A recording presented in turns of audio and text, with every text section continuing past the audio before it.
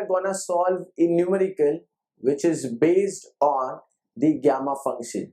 So I'll be using the definition of gamma function to get the value of this integration. So guys, here we have integration from 0 to infinity x e raised to minus ax sin bx dx. Now I know that we can solve this integration by usual methods as well.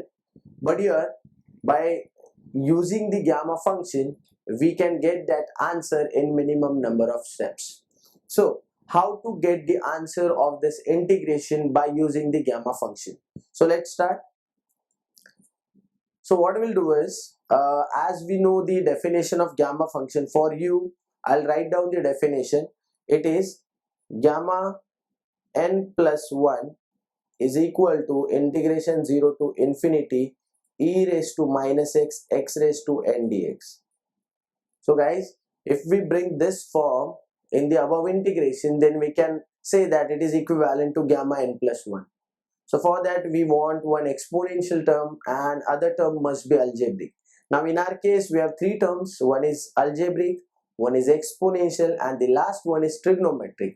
So what we will do, as we want two terms, I'll convert this trigonometric term into exponential term.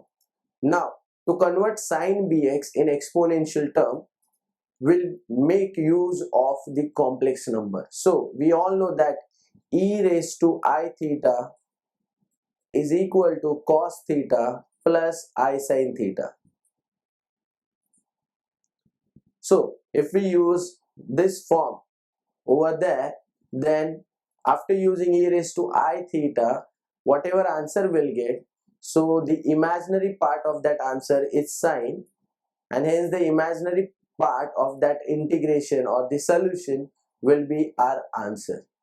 So here I'll be taking this exponential form of a complex number in place of sin bx, and then we'll solve the integration by using the gamma function, and after simplifying the value, we will get two solutions, that is the real part and the imaginary part, and whatever is the imaginary part, we will equate it with the sine part, and that is nothing but our final answer. So let's start. So here I'll say, let I equal to integration 0 to infinity x e raised to minus ax, and I'll call this sin bx as e raised to I bx dx. So e raised to I bx is cos bx plus I sin bx. Next, here we can take this exponential term together. So x as it is, e raised to, now for the definition of gamma function, we should have the negative power of e. Then I'll take negative sign outside, and here this ax will become positive.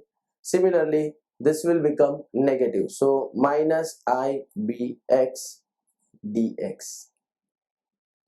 Now this is integration 0 to infinity x e raised to minus a minus ib, and I'm taking x outside, into dx.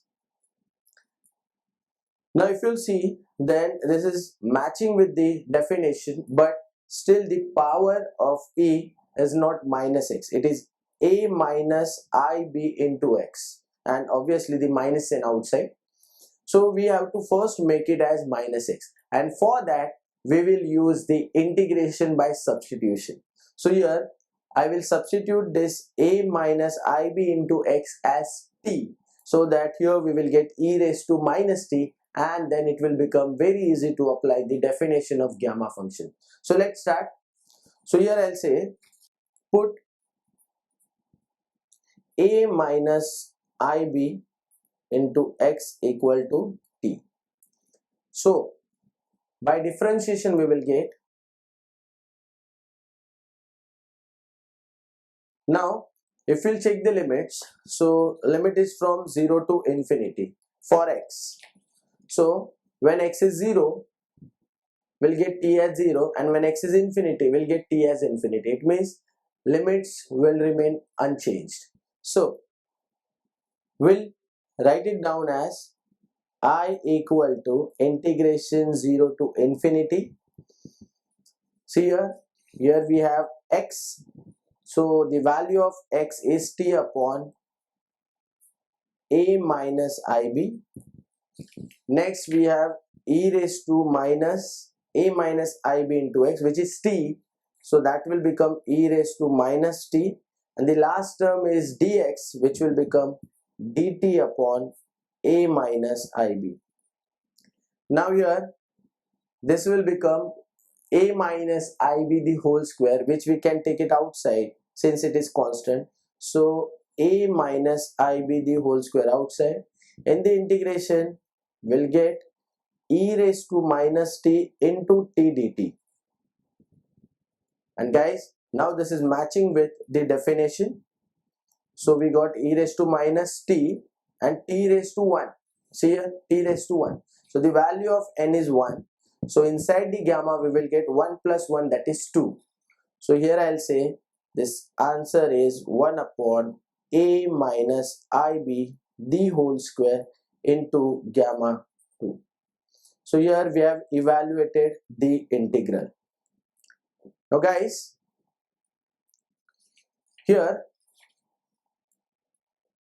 as we have evaluated the integral, still we want answer as 2ab upon a square plus b square the whole square, because the term, that is sin bx, is the imaginary term of this e raised to I bx.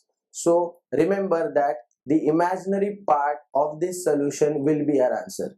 So what I'll do is, everywhere I'll write that imaginary part of this integral will be our answer. So similarly here I am, and similarly here I am. So I am denotes the imaginary part. So imaginary part of this integral will be our final answer. So here also we can say that the imaginary part of this integral will be our answer. Now let us find out the imaginary part of this answer. So here I'll say gamma 2. Now value of gamma 2 is 1 factorial, because we all know the property that gamma n is equal to n minus 1 factorial. So here we have gamma 2. So 2 minus 1, 1 factorial is 1.